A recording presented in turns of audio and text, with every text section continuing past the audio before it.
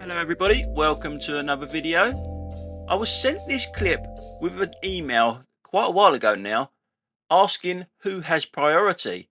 Now I said that I'll put it on the channel and we'll let the viewers decide. I will give my view of who I think has got priority and how you should approach these sort of junctions, and I will show you some examples of me doing similar junctions. So here's the clip. Some dust. Give it a push. That's a little win. Getting back out again. Well, you can't win at everything. In 270 yards, turn right onto West with Street. Wilco's great value dusting range. Wilco, lots of little wins. Turn right onto West Street. I always believed our car insurance should look after your wallet just as well as it looks after your car, which is why we've made sure that you can get our cover from just £219. What's more, So we're going to look at that again now, and I'll show you what I think. I think that we should be driving a little bit further down on our left hand side lane, and he should be driving, the taxi should be driving a little bit further on his right hand lane, and then you swap lanes further down the road. I do think that that taxi was going to go straight across there without the use of the horn there. I do think that he was going to go straight across, and I will show you some examples of people doing that in a second. People that really should know better as well, especially the last one I'm going to show you. But who has priority? I'm going to leave it up to you guys. You decide. I'm just showing you how I think you should take these junctions. You should just filter in like we do, and the taxi should move over like he did there, but I don't think he was going to. Now some of you will be saying, well, it's always priority to the right. There's no give way lines there or anything like that, so it will be quite interesting to see your views. So now I'm going to show you a few examples of me doing similar junctions and how I handle them junctions. I use them like a merging turn sort of thing. If I'm there first, I should really be over first before someone comes up either side of me. That's the way I look at them sort of things, but it never quite works out that way. So like in the last clip, when we come around this bend here, I want to be in the right hand lane. Now obviously the road markings there, you shouldn't really go across them. And when you get to here, you should be moving over.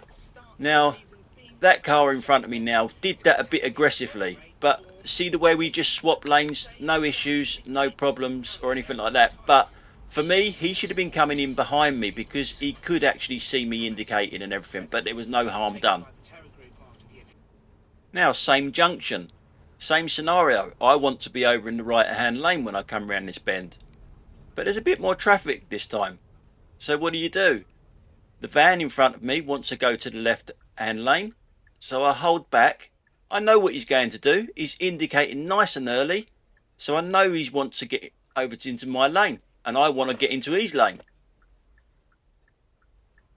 But there's always someone that wants to stop you doing that. We all know what Range Rovers drive like and how they don't give way to anyone. So yeah, it was still no problem, but there is always someone that will not play the game properly. And yeah, and it's a knobhead in a Range Rover again. So this is the same clip but from the rear camera obviously. We're looking at the Mercedes behind us, how it handles this junction. You can see the Range Rover coming up on the left hand side there that's got no intentions of letting anyone go. But the Mercedes goes straight over the markings, the road markings there. You shouldn't really be doing that. You shouldn't really be changing lanes on a bend as well. But to be fair to him, he doesn't try to block me off. He actually even gives me a little flash to actually get into the correct lane. So it's not the correct way of doing it, and again there was no harm done. But it's a different way of doing it, not my way of doing it.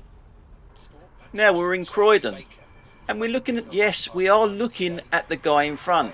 There is only one person in the car, so it is a driving instructor. And this is what makes me doubt, am I right or wrong with this situation? Now I'm going to keep quiet because I say enough in the car here. The big difference, I mean there are many differences obviously between the two of you.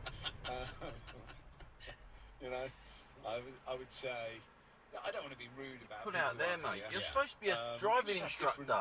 Lives. Different lives. Different sorts of lives. Different sorts of lives. You go down right and then you pull over to the left. You're not supposed to drive over them.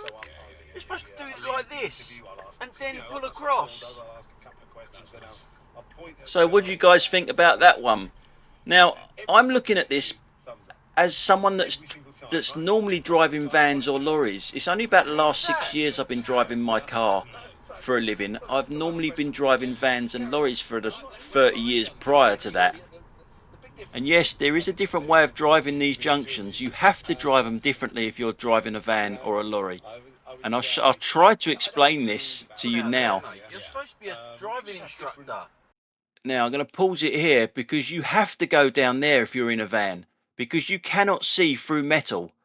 You have to go down there and then move over like I did.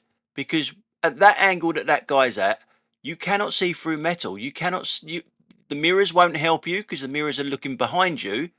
So you have to pull out to the right and then go over to the left, exactly like I did. So maybe I'm still driving like I'm driving a van or a lorry. But I do know that this driving instructor should not be driving over the markings. What's the point of having markings there? You go down right and then you pull over to the left. You're not supposed to drive over them. You're supposed to do it like this and then pull across.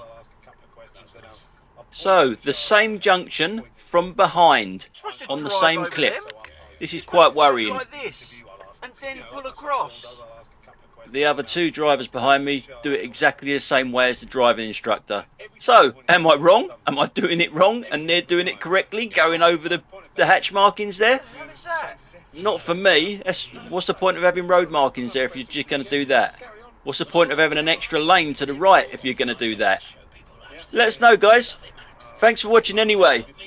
I'll catch you on the next one. Bye for now.